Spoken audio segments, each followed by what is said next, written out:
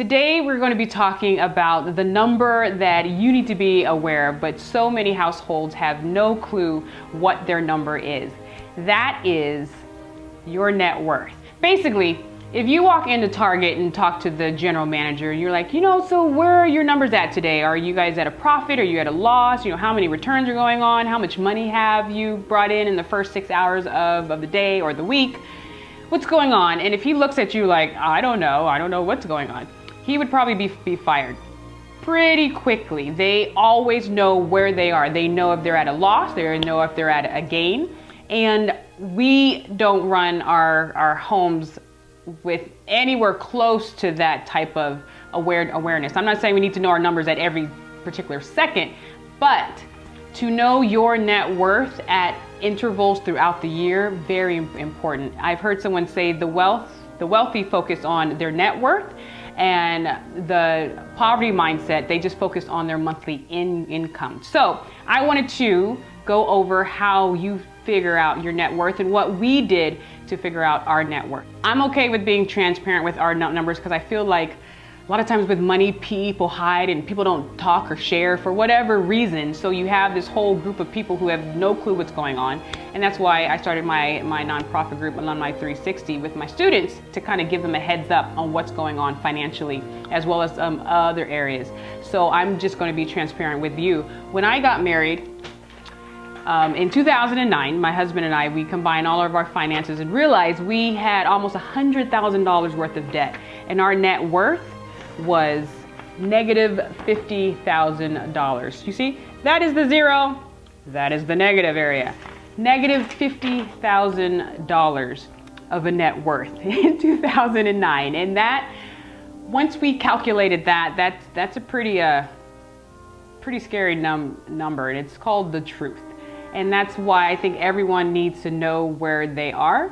Here's how you figure out your net worth. Here's what we did. We first took everything that we own. We own 2 cars. Mine's a 1999 Nissan Sentra. It's probably worth about $300. But back then it was worth like maybe $1,000, maybe $2 or so. And then we took his car. We looked at all of our investments. I was the only one who had a few, a Roth IRA with just like a little bit in it. And we looked at all the liquid cash in our bank accounts and our savings accounts, not much there. And we looked at everything we own as far as materials. Furniture, couches, whatever, washing machines, even my ring. And I was looking to put anything of value that we owned on that side. Even my shoes I put on there. They had to be worth something, right? And then so you calculate all that up, everything you own in all accounts, including retirement accounts.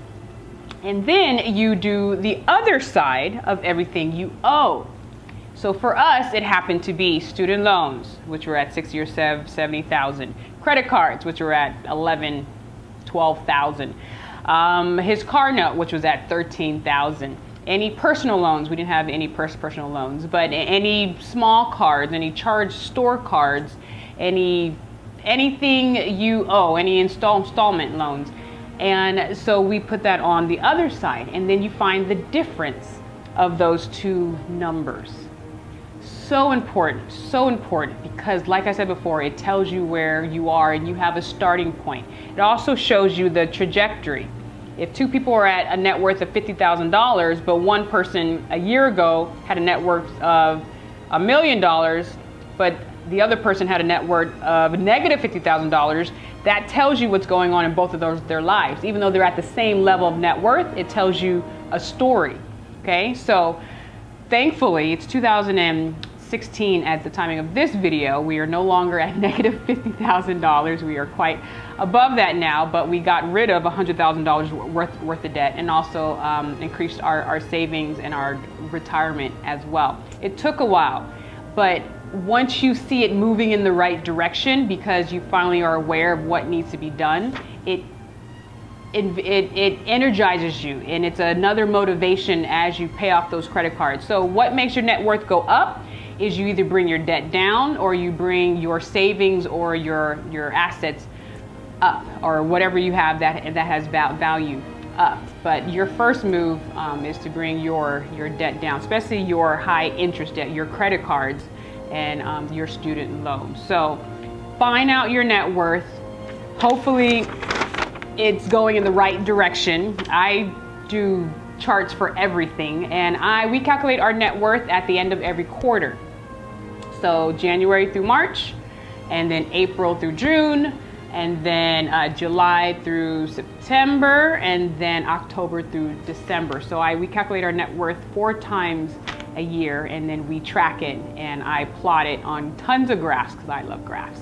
So I hope you have fun tracking your net worth, and then hopefully getting your finances in order with the goal of being financially independent, debt-free, the right way, and living your best life. Take care.